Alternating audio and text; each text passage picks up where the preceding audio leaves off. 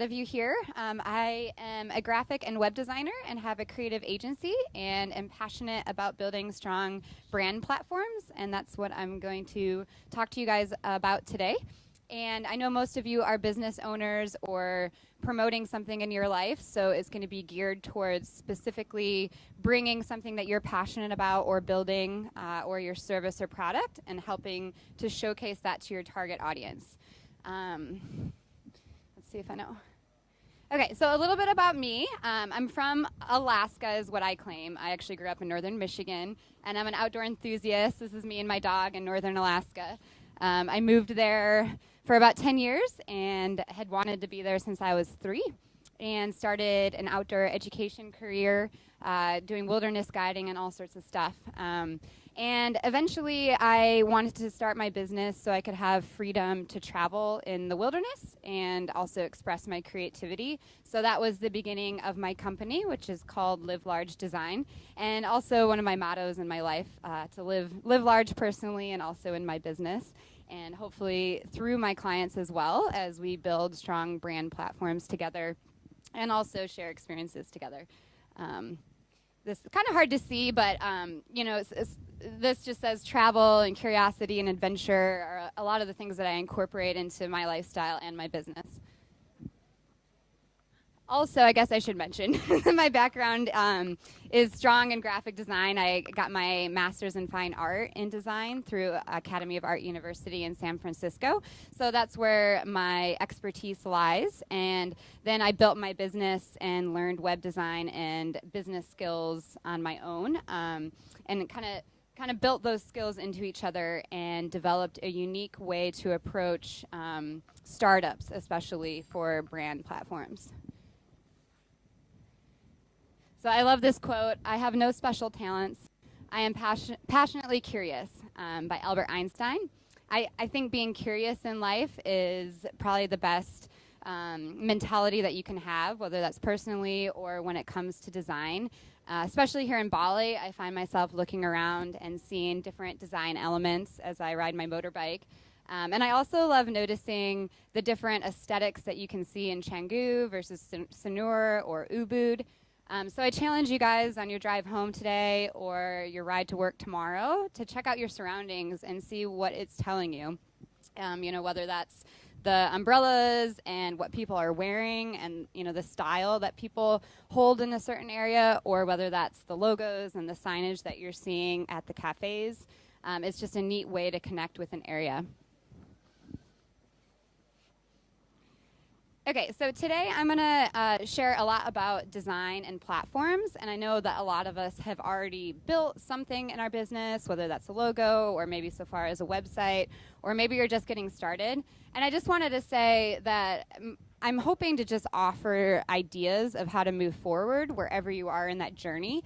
So at the end, I'm going to share some, pitfalls that you might want to try to avoid. But maybe you've already done some of those, and I'm not here to judge your process.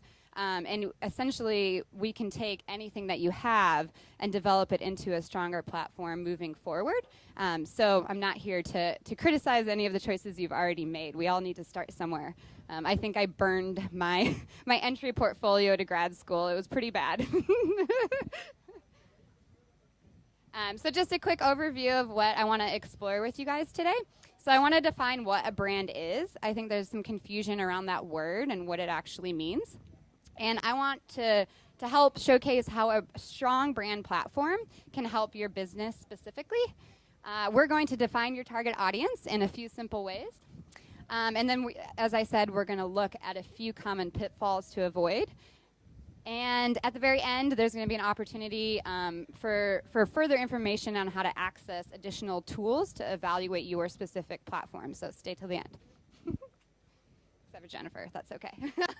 Okay, so I really like doing activities, and I think, especially as a creator, just getting your hands dirty and making something is a nice way to get our brains working and combining with the information we're receiving. So you guys all have a sheet, and I'd like you just to turn to the first inside page and try not to look ahead. Okay, and I'm going to hand out some pens here. I'm sorry I don't have more. Oh, perfect. Does anybody not have a pen?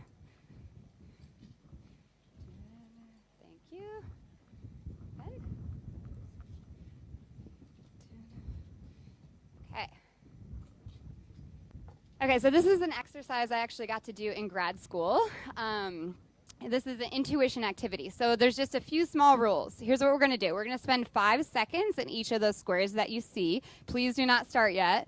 And what you're going to do is you're not going to think, and you're going to scribble that emotion. So only 5 seconds. Okay? Everybody have their pen in hand on the right page? Okay, so we're going to go to the first quadrant, which is happy. So you have 5 seconds. Squiggle, scribble, however you feel happiness looks. So 5, 4, 3, 2, 1. Okay, let's move to the next one. Sad. So scribble. We want to see scribble like a kid. Okay, go ahead. 5, 4, 3, 2, 1. All right, we're going to move on to angry. Show me what you think the angry squiggle will look like. So 5, 4, 3, 2, 1. Nice job. You guys are doing great. There's no right or wrong drawings here. Next, I'm just looking for the order here. Next is calm. So give me a scribble of what you think expresses calm for you. So 5, 4, 3, 2, 1. Awesome. Good work, you guys. Not a drawing test, so whatever you did is exactly right.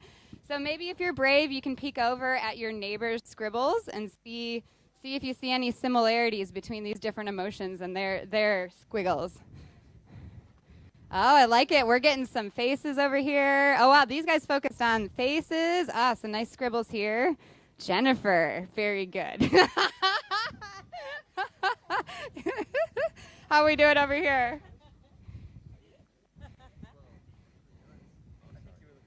Ah, very nice. Very nice. All right. Well, I see excellence in the angry grid and a lot of greatness in all the others as well. Okay, so the point of this is I wanted you guys to realize that there are just some general truths to visual identity. So it seems like a lot of people on the angry quadrant put a more dense sort of squiggle, and you can look to your neighbor. Maybe there's some similarities, maybe not. So it's kind of neat, like as potentially untrained graphic designers, I don't know all your history, but we have some sort of inherent or intuitive idea of how visuals relate to emotion, right? Did anybody else pick up on anything from what they saw that they could maybe suggest or think to be a norm around layout or the design of our scribbles related to emotion? Yeah, go ahead. Yeah. Yeah. Yeah. Totally. Yeah.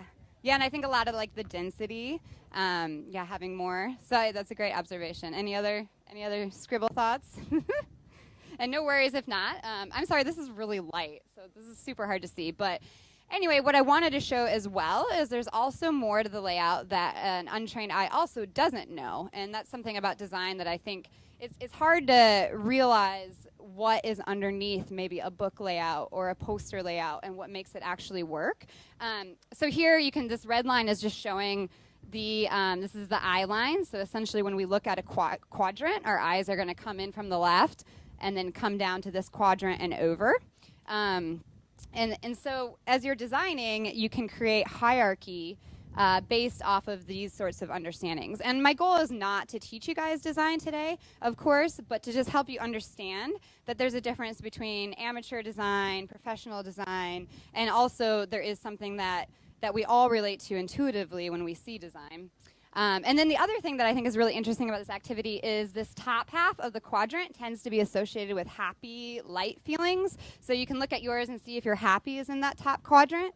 And then this bottom quadrant tends to be associated with negative or heavy. So I actually have some examples here. Hopefully they'll show up. So yeah, you can see kind of these 4 quadrants here. This is a website design. And you can see that up here we have the hierarchy of the menu.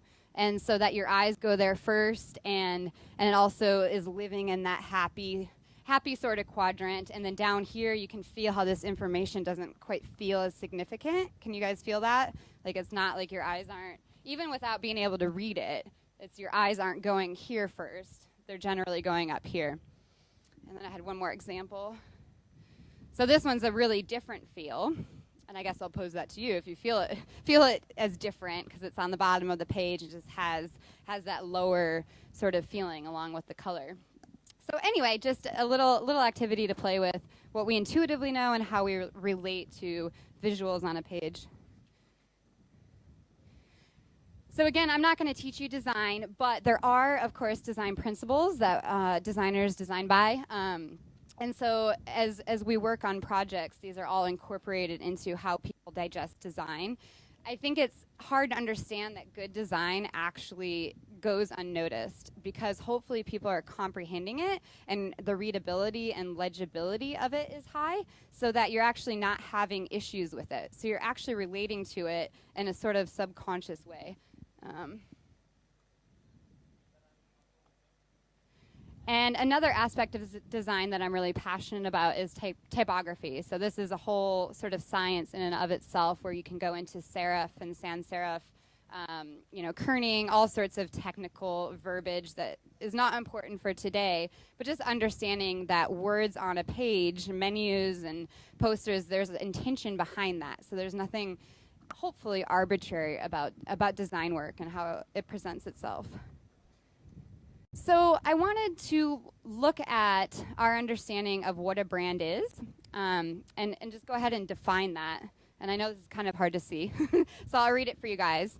The actual definition of a brand is a type of product manufactured by a particular company under a particular name, or can be related to an identifying mark burned on livestock, criminals or slaves with a branding iron. So that's kind of interesting where that comes from, and understanding how that relates to design. And then the other piece that I like to look at is positioning, because I don't think branding actually tells the whole story of what we're trying to do with the visual language.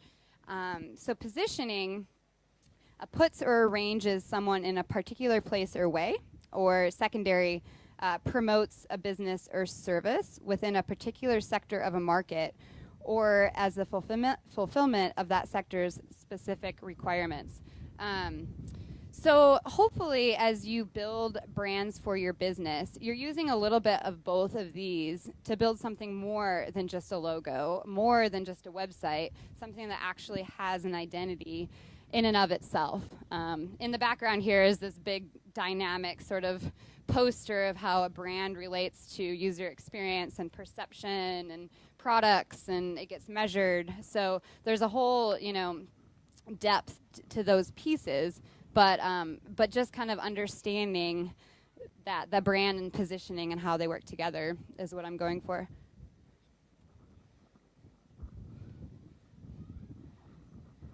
The other piece that's really important with design, any piece of your business visuals should be communicating a clear message to your viewers, to your audience, to outsiders. So unlike art, which allows people to interpret that piece or artwork through their own perception, graphic design should actually communicate one specific message.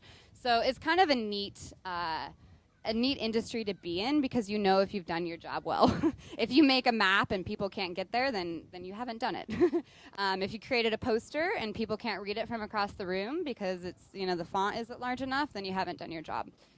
So it's really not at all about the designer, it's about the piece of communication. And Massimo Vanelli, he created the Manhattan map, which probably a lot of us don't necessarily think of as like strong design pieces, but obviously super paramount to our own, ability to travel through cities or travel in a different language if it doesn't have our language in it. So I know with mobile phones things change, but that's just another level of design in our user interfaces. So. Okay, so we're going to do another activity. If you guys will turn to the second page. Okay, so we're going to play a brand memory game. And I have to look at my notes at the order for this. Okay. So the idea behind this is we're going to draw again. We're not judging you on how well you draw. But I want you please don't use your phones or reference anything. We're just going to take a few minutes, and I'm going to have you guys draw a few logos that should be worldwide known, right? Okay, so the first one's going to be, what do I want my first one to be? We'll just go ahead and do Apple first. So Apple computers, go ahead and draw your interpretation of that logo. So I'd like to see the logo, and then if you could just make a note of the colors of the logo. I'll give you guys a few minutes to do that.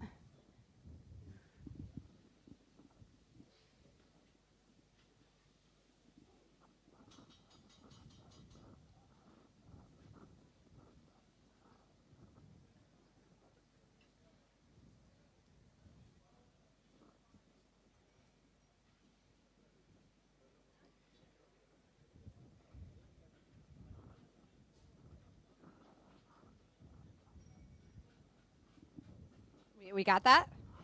All right, so next one is McDonald's, which we've all seen a million times, right? And don't forget to put a note about the color.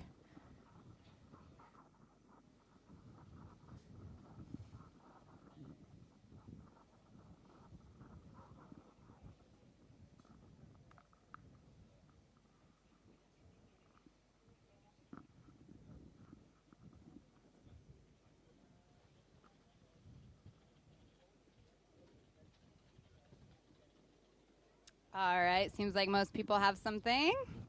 So the next one, give you an easy one, is Target. So Target, the store. It is worldwide, but yeah, I was like, I don't know. I don't know where the closest one is. Do your best. And even you can play off of the name.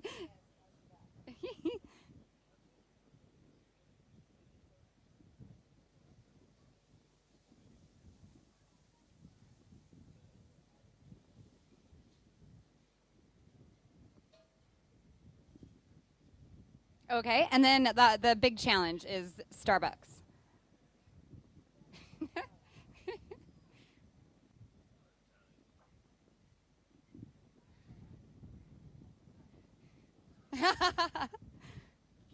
Just do your best. I'm not a good sketcher. I'm a good designer, not a good sketcher, so I will not judge.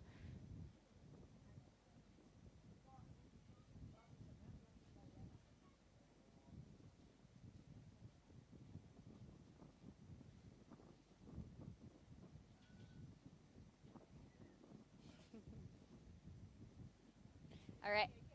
I know, that's okay. We're going to discover why. So, and did you guys make some notes about the colors that you associate with those logos?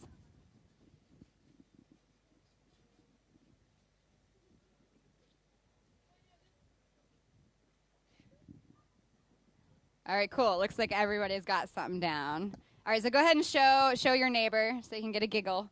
I'm going to come around and see a few too. Very good. Nice. Very nice. Very good.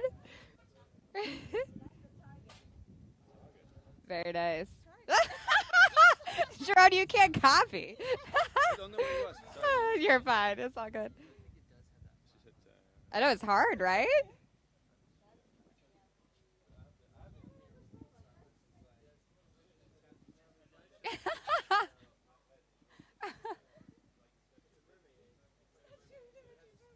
I know. I wouldn't want to draw the Starbucks.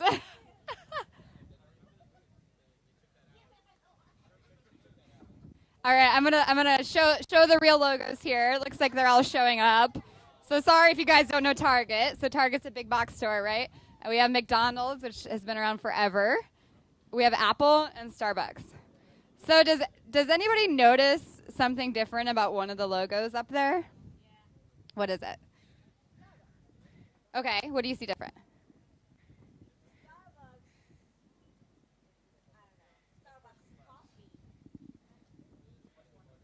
More complex for the Starbucks. Okay.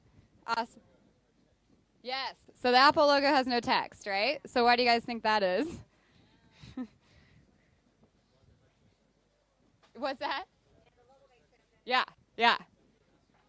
Yeah. So, I mean, they're at a pretty cool status where they can just put their icon and people know what that is. So, really strong use of branding when you don't even need words anymore for that identification. Which one did you guys have the most challenge with? Starbucks. Starbucks is the hardest, right? And as Primi said, probably because it's so complex, right? It's not a bad logo. They have strong branding. But yeah, it's hard to even articulate what that is. So how'd you guys do with McDonald's? Yeah, I mean, it's an M, right? So, but yeah, understanding how they fit together. I'm not sure I remember that. And then Target probably was the easiest. Did you guys feel that way? Yeah. So just down here I have this woman, Karen Haller. She's a leading authority on color psychology. And she says that we actually relate more to the color of the logos. Did you remember the colors of each logo? Yeah, interesting, huh? Black, yeah. So they have gone through a lot of evolution as well, and so that's kind of neat to look back at the rebrand process that they've been through. It's been pretty streamlined, but they used to have the banded colors in the beginning, if you remember. But yeah, that's definitely a piece of branding. Is as you change your brand throughout time, it potentially can convolute your users' recognition of it. So it's important to try to stay on brand as you develop your platform. So, but yeah, I thought the color piece was really interesting. And it says it's the colors. If we don't believe the colors, then we won't buy into the logo and the way that we perceive it, despite potentially it being beautifully crafted. So. Thank you for playing along. Here's just to laugh at some other people's in America of maybe 200 people and had them do this activity, and here's ranging results. So near perfect 20%, and then varying ability to draw an apple. So the other point about this that I wanted to mention is just simplicity. I think right now, or just always in the design world, there's complex designs or trendy logos that people are doing. If you remember, like the hipster X's that everybody's doing, or stuff like that. It's that isn't necessarily going to be what's memorable for your users. Like Under Armour, you look at their brand; it's super simple. It doesn't have to be a super overly complex mark, or your brand doesn't have to be. Brand visuals don't have to be overly complex. So. So I wanted to share a case study that I created.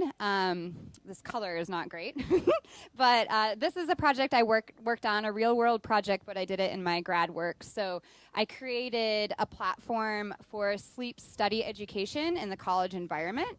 And what was really interesting, I developed the website, made a bunch of assets, put on an event at the local university in Alaska, obviously put a ton of work into it, built a not fully functioning but almost fully functioning app related to it.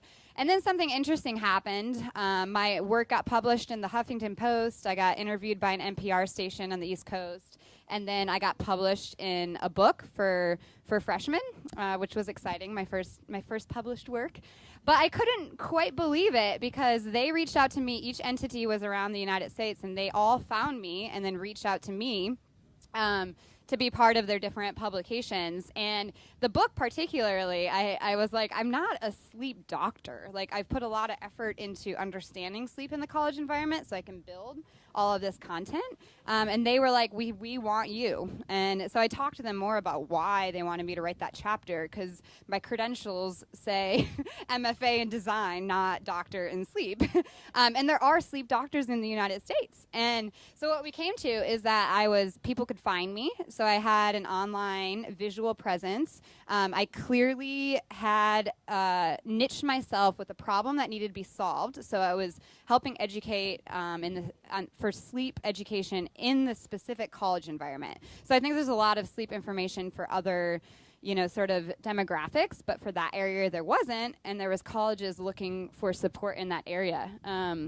So I just thought it was a really neat moment for me to be validated in a year's worth of work by such real-world affirmation that my work was making a difference, and that people will listen to what I have to say regardless of the credentials based off of how I represent myself. And of course, there's other pieces on the back end, you know, potentially the SEO, the search engine optimization I put on the website.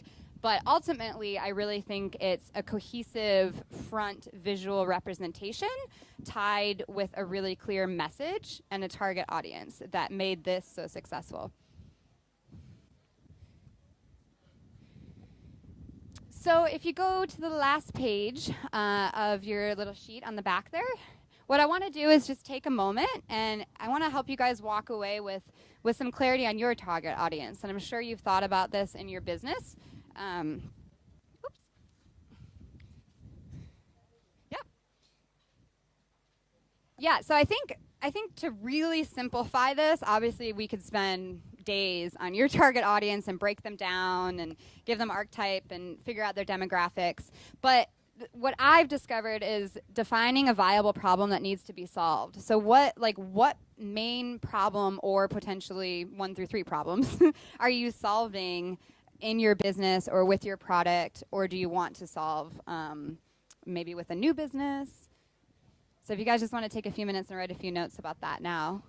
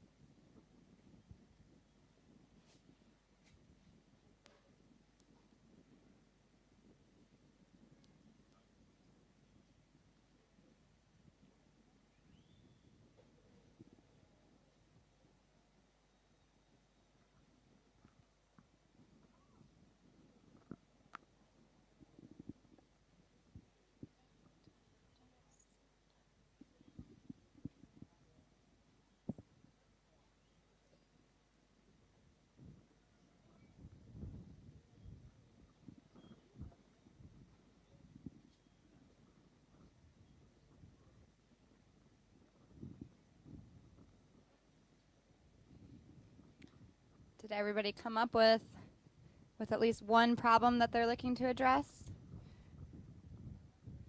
Finishing up.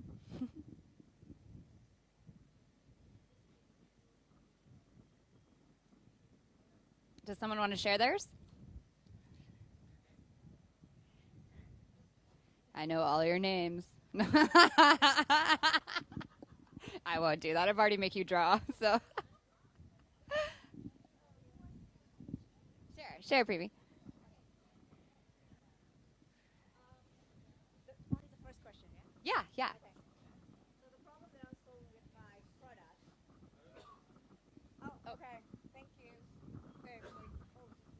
Oh, smart. So the problem that I'm solving with my product is the complexity or difficulties that people with diabetes have in controlling their diabetes. Got it. Yeah. Yeah, I like the part around the complexity. So you're solving kind of that. Yeah. Awesome. Okay. Thank you. Thanks for sharing. Anybody else want to share? That's okay. We'll shut this off. Yeah, share, Robert. Okay, is this on? Yep. Is it? Okay. I want to enable Tableau users to have more fun by nailing the fundamentals of the tool. So Nice. that's Yeah, fun, fundamental. I like it. Cool. Yeah, I reduce confusion as people move into building their startup, and I'm not even saying this very well. What do? I create beautiful public platforms to help startups reach their target audience through graphic and web design. So yeah, just looking at what problem are we solving? And I think with my sleep project, I did it so niche, and then it was able to reach that audience. So the next one, which we've all heard before too, is determine a specific target audience. So just write down 3 pieces of your target audience. So some of you already mentioned that. We have iPad users. So maybe you're saying their age, their gender. Eventually, if you were to do a full workshop on this, you'd be creating numerous archetypes of what your target audience is, and that can help inform your decisions as you move into the visuals. But for now, just go ahead and write down 3 components.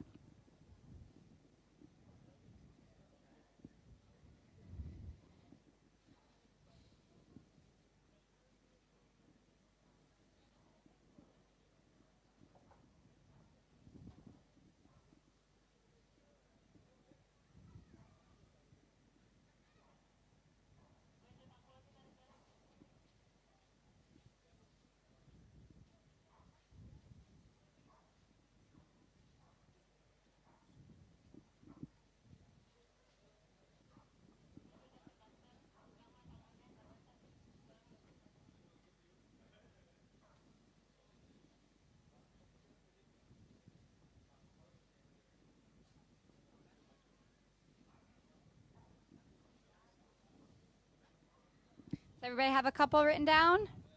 So for me, I've kind of discovered that my ideal clientele often are men. They're going to be definitely business owner, generally a startup, and often a small company, so self-owned or under 5 employees. And so that just helps me move forward as I find prospects to help me figure out who to target. And what I'm trying to do, because this is obviously more around your business clarity, but I do want to tie that to the effectiveness of your business visuals. Because essentially, if you don't have these pieces of clarity, even if you hire a professional designer, if you're not able to articulate what you're doing and who you're helping, then they're not going to be able to create visuals that connect with that audience. And that's the piece that makes brands magical. So the next step that I'm not sure if you guys have done before, hopefully not, is the bottom piece kind of shows a scale. And what I want you to do is think about your target audience and think about where they'd be on that scale. So it's kind of hard to see, but are they conservative or are they progressive? And then you can kind of rate them in there just by circling a number. And so go ahead and take a few minutes and do that with all of those categories. And in time, you even could add in other scales to help you understand what relates to your audience. And think directly of them, not who you think they are, but who, maybe an example. You can think of a ideal client that you've worked with that fits your demographic, and how they might answer that question is a good way to think about it. Everybody get through that list? Is there anything else that you wished was on there for your target audience? Did all of these relate to who you identified as your target audience in some way?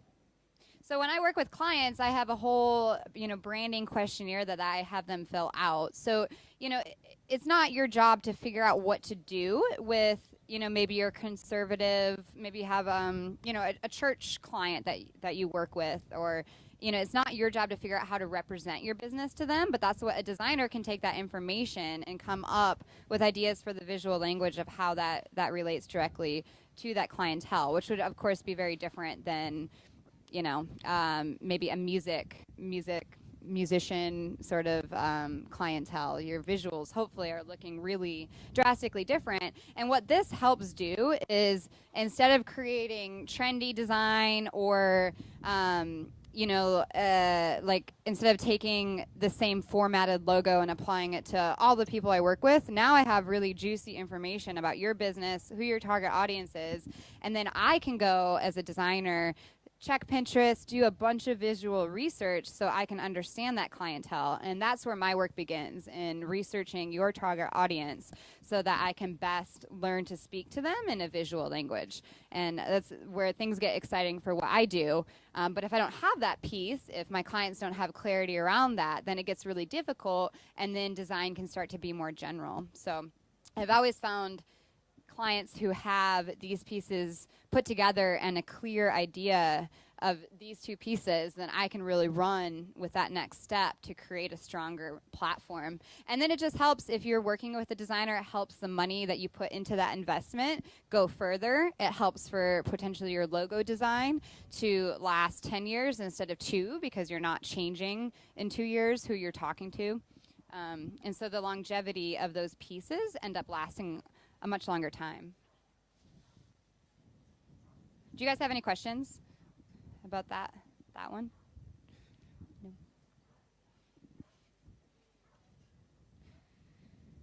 So I wanted to share a few pitfalls that I've seen, and mostly these things have cost my clients money. So a big thing that people do is crowdsourcing design work, and there's a lot of reasons why that ultimately doesn't work if you're trying to create a brand platform that speaks to a specific audience. So when you crowdsource, you guys are all familiar with, maybe 99 Designs, or where you put a brief online, a bunch of designers throw up designs, and then you pick which one you want to be your logo or whatever. I don't really want to bash on the idea, but the problem is it doesn't incorporate a comprehensive design process that looks at your target audience, that looks at building that design brief. It's really up to your designer to build a design brief and help you articulate those pieces so they're clear as you move into the visuals. And then just you working as your own creative director might or might not work for you. You might have sort of the background, the visual background to assess logos, or you might not. So then it just becomes what you like and what you don't like. And what I mostly see in this area is that people are choosing logos that they like. So, if your favorite color is blue, you're putting blue in your logo, and then surfer because you surf, but that might not relate to your target audience. It really has nothing to do with you personally. So that's the biggest challenge I see there. The next thing that I see is a lot of people will get a logo. So maybe they go on Upwork and hire a designer, they get a logo, but they're not actually getting a full brand platform. And that's where I just want to refer back to where we talked about what a brand is and what positioning is. And I believe creating a visual language is more robust than just a logo, because although that Apple logo now is so identifiable to us, it's been years and years in the making of a brand platform for us to be able to relate to that. So what I always recommend is that you put together, with your designer or request this, that you can get something called a brand guidelines, which will help inform on a color palette. It'll help inform on font selection. And even any of my most basic packages will include that, because I just don't believe in putting a logo out there without those pieces. And my passion is setting people up for success down the road, not tying them to me as a designer. So if you have the logo plus the brand guidelines, you can go forth. You could hire another designer. I have clients who even update some of their own materials, and they're always able to create items within brand. So it looks, very cohesive, and then they're not having to recreate things 5 years down the road and just scrap all that previous material they've done. So I'm not even sure if I put it on here. Oh yeah, I did. Okay, we'll get to that one. This one's, you see this all the time, especially with like amateur designers, is they'll create overly ornamental designs. So just like a lot of information, it doesn't have any hierarchy, your eye can't follow it. And that can be a big challenge for just the amount of information we're receiving in our day and age. You can look at some of the statistics, but it's crazy, the inflow. So I think, really looking at how to present your message clearly to your audience is worth the time, so that you're just not getting lost out there. And then the other one, we talked a bit about like trendy designs. Sometimes when people don't know what they want, they'll like go online and they'll jump all over. They're like, I like this website and I like this logo. And I'm like, okay, we really just need to dig into like what your business is, who you're talking to, and then we can figure out your own visual language, because it's very easy to look around and see a lot that you like, but does that relate to what you're doing? Then the next one, not branding before developing an online platform. And I would even say, maybe just when people take this logo and then they go forth, maybe they create a website and of course, you got to do the best you can, right? Like sometimes you don't have the budget or the pieces. But what ends up happening, I've seen a lot of clients will maybe put in 5 years with a logo, but they don't have even just a color palette and font selection. So all their materials look different and divergent, and there's just no strategy in their visual language. It also makes it really challenging to create materials. So if it's an in-house designer, they're just doing whatever they feel like, versus if you create a visual language, it actually gets much quicker to create pieces down the road. So often when I brand clients, the logo and the brand platform will take time, a couple weeks, and we're spending a lot of energy on that. But if they're a retainer client and stay with me, I have clients who one iteration will have a design done because I've just learned their visual language so clearly. We've defined it. We have clarity on what that is. So that piece I really think saves money down the road. So if you put in $1,500 to get a logo and a brand guidelines, and you don't have to redo all of those pieces that you've printed and your business cards and redo your website colors, I think that can save a lot of money. We talked a bit about this, but designing to your preferences instead of your audiences is just so important in what we do to speak to your audience and try to be really thinking from their perspective. And then the last one I put in here, because this is really easy to do, is using bad stock imagery. So it's not a problem to go to stock sites and grab imagery, or you can go to Pexels, it's PEXELS.com, and get free images.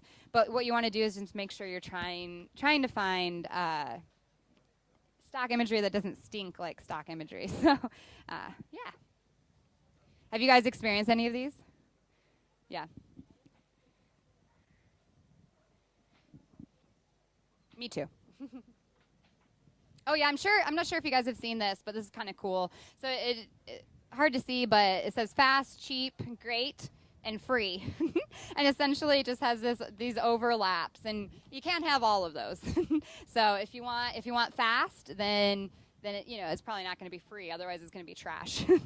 So this one says cheap and great, just in time to be too late. Yeah, you get what you pay for. So it's just kind of looking at those pieces and balancing it. If you need something really quick, yeah, maybe you have to give something up, but or pay a little bit more. But you still can get good design. Yes.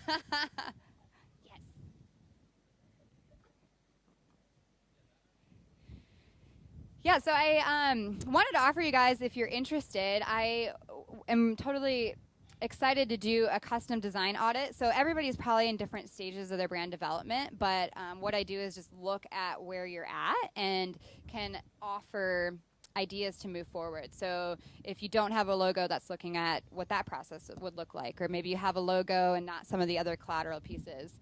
Or maybe you have a website, and then we can look at things, do like an SEO audit and look at how you're actually reaching your audience.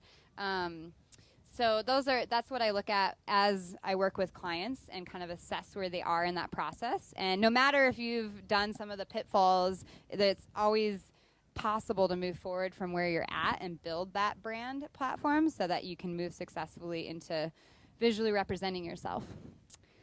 So, and if you do this with me, I'll be able to offer you a lot more tools, because that was something I promised. But I think it's very specific to where everybody is in the process, and also, budgeting potentially, options for certain pieces as well. So I have an iPad that has a little sign up thing, so you can sign up if you'd like to do that, and we'll schedule it either in person or via Skype. And that's what I have for you guys. Yay. Thank you. Thank you for coming. Yeah. Yeah. So I guess if anybody has any questions, you guys can let me know, or we can chat.